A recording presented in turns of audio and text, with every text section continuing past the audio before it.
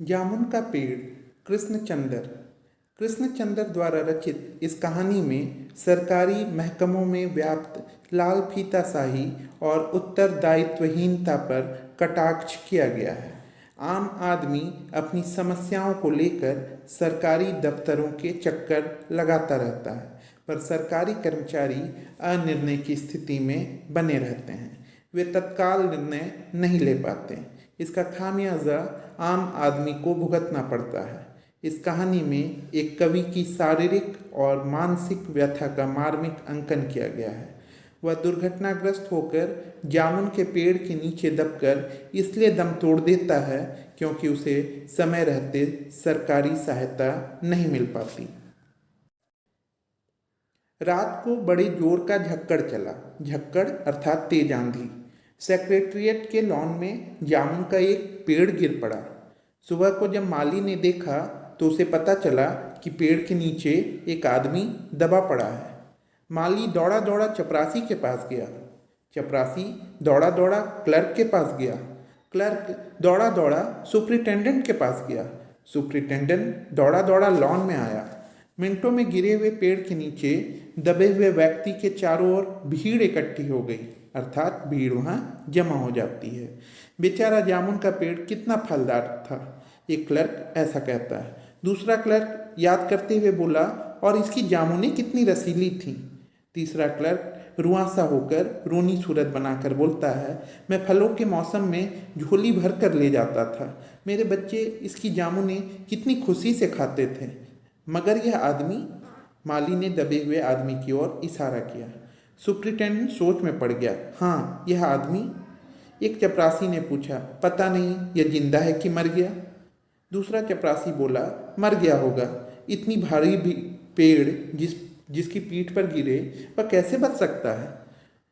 दबे हुए आदमी ने बड़ी कठिनता से कराते हुए कहा, नहीं, मैं जिंदा हूँ। जिंदा है? एक क्लर्क ने ताज्जुब से कहा। पेड़ को हटाकर इसे जल्दी से निकाल लेना चाहिए, माली ने ऐसा सुझाव दिया। लेकिन एक सुस्त चपरासी ने कहा, मुश्किल मालूम होता है।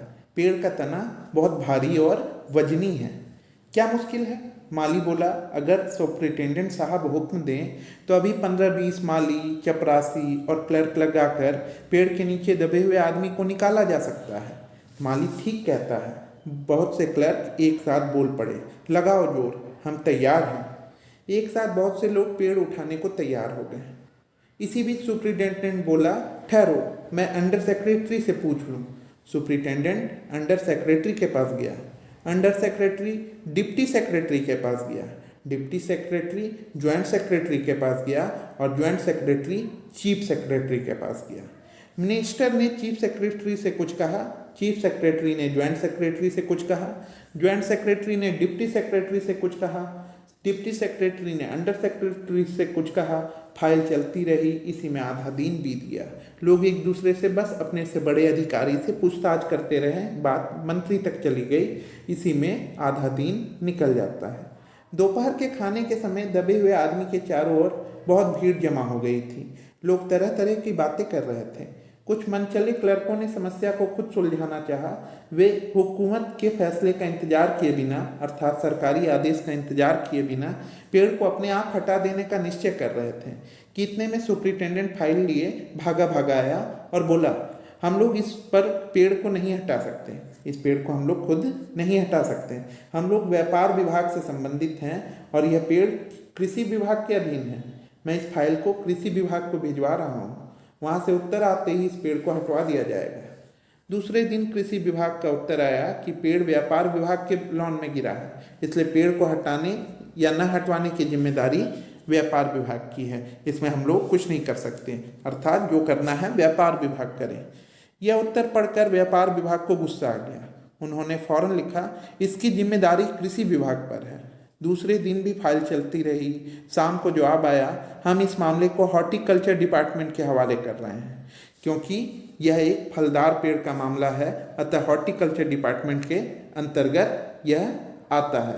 हॉर्टिकल्चर विभाग उद्यान विभाग को कहते हैं, जिसमें पौधों में फलदार वृक्षों के रखरखाव का काम होता है। रात को दबे हुए आदमी को माली ने दाल भात खिलाया। चारों तरफ पुलिस पग का पहरा था। माली ने दबे हुए आदमी से कहा, तुम्हारी फाइल चल रही है, उम्मीद है कल तक फैसला हो जाएगा।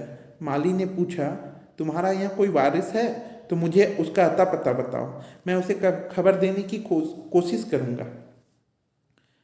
दबे हुए आदमी ने बड़ी मुश्किल से कहा, मैं लावारिस हूँ। तीसरे दिन हॉर्टिकल्चर डिपार्टमेंट से जवाब आ गया, बड़ा कड़ा और व्यंग्यपूर्ण।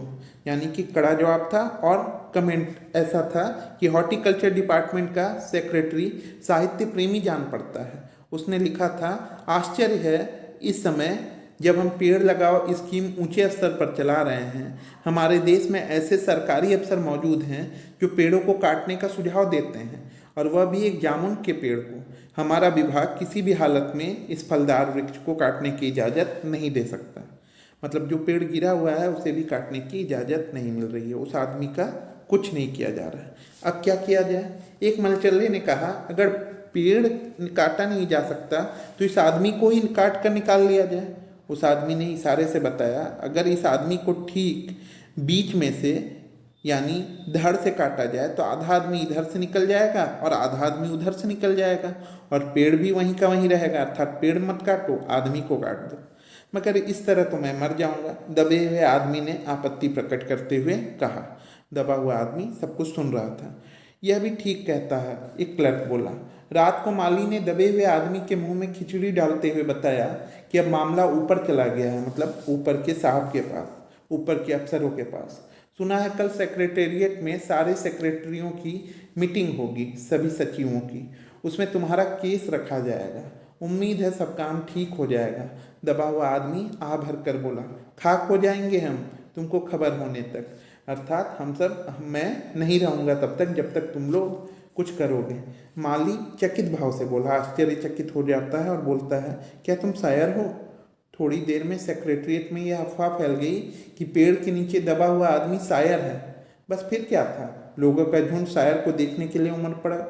जब यह पता चला कि दबा हुआ आदमी कवि है, तब कल्चरल डिपार्टमेंट से अनुरोध किया गया कि जल्द से जल्द मामले का फैसला करके अभागे कवि को इस फलदार पेड़ से छुटकारा दिलाया जाए। मतलब ये कवि है, इसलिए कल्चरल डिपार्टमेंट जो सांस्कृतिक विभाग है वह इस आदमी को निकालने का काम करे।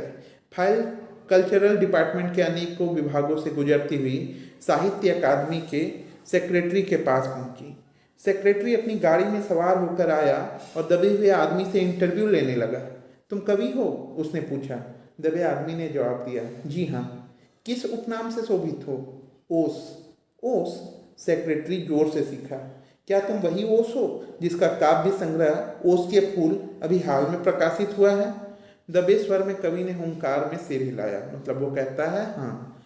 क्या तुम हमारी अकादमी के मेंबर हो? सेक्रेटरी ने पूछा। नहीं, उसने जवाब दिया। आश्चर्य है, इतना बड़ा कवि, ओस के फूल का लेखक हमारी अकादमी का मेंबर नहीं है? उफ, कैसी भूल हो गई हमसे।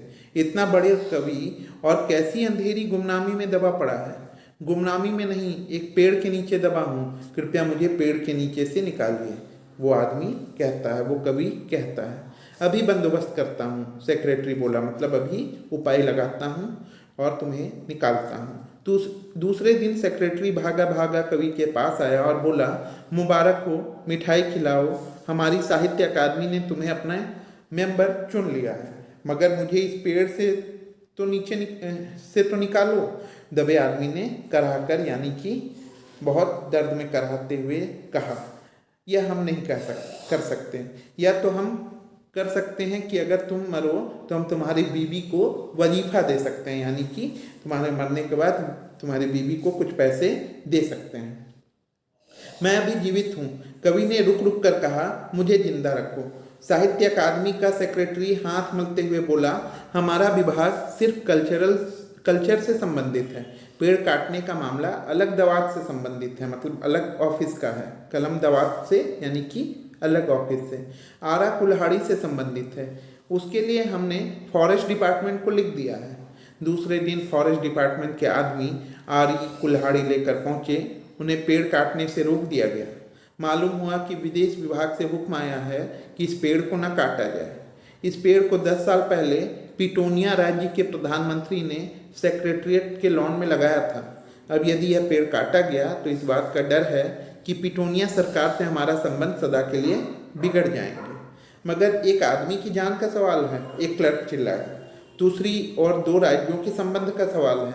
यह भी तो समझो कि पिटोनिया सरकार हमारे राज्य को कितनी सहायता देती है।